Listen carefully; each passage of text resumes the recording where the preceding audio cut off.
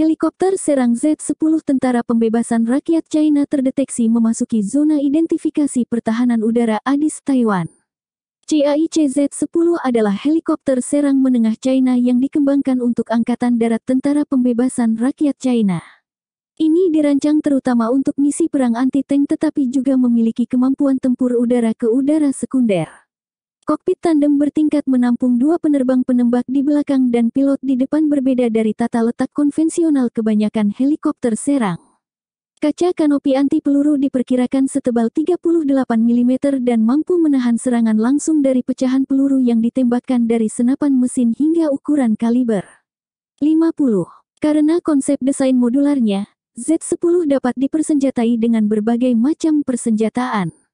Adaptasi standar GJV289A China, yang setara dengan arsitektur databus MIL STD1553B China, memungkinkan persenjataan asal Rusia dan Barat untuk diadopsi oleh Z-10. Persenjataan ofensif terdiri dari senapan mesin, meriam, roket dan rudal.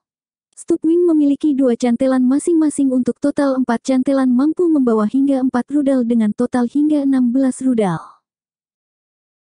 Pada pertengahan 1980-an, militer China tengah mencari helikopter serang murni untuk digunakan oleh People's Liberation Army Ground Force (PLAGF). Untuk menindaklanjuti program tersebut, China mulai mengevaluasi heli serang ringan Agusta yang kini dikenal dengan nama Leonardo A-129 Mangusta dari Italia. Lebih jauh, di tahun 1988 China mendapatkan lampu hijau dari Amerika Serikat untuk membeli AH-1 Cobra dan lisensi produksi rudal BGM-71 TOW. Sayangnya kesepakatan itu tak terrealisasi, dibatalkan setelah terjadinya protes berdarah lapangan Tiananmen tahun 1989. Dan akhirnya, berujung dengan diberlakukannya embargo senjata oleh AS dan sekutunya.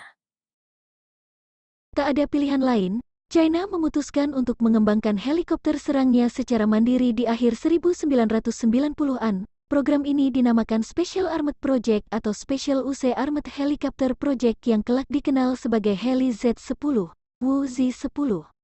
Dipercaya sebagai perancang adalah 602 and Research Institute dan pabrik manufakturnya Shanghai Aircraft Industries, CAIC, ditengarai Biro Desain Kamov Rusia dikontrak untuk asistensi pengembangannya. Prototipe pertama Z-10 selesai dibangun tahun 2002.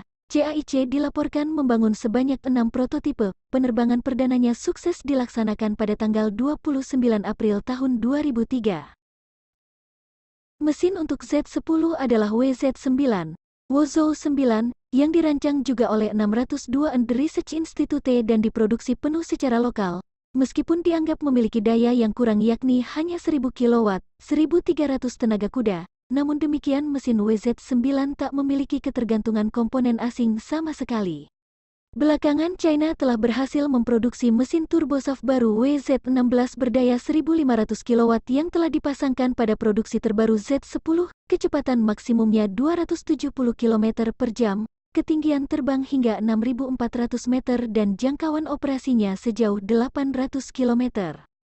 Mengenai spesifikasinya, Z-10 berdimensi panjang 14,15 meter, tinggi 3,85 meter dan diameter rotor utama 12 meter, berat lepas landas maksimumnya, METO, 7.000 kg.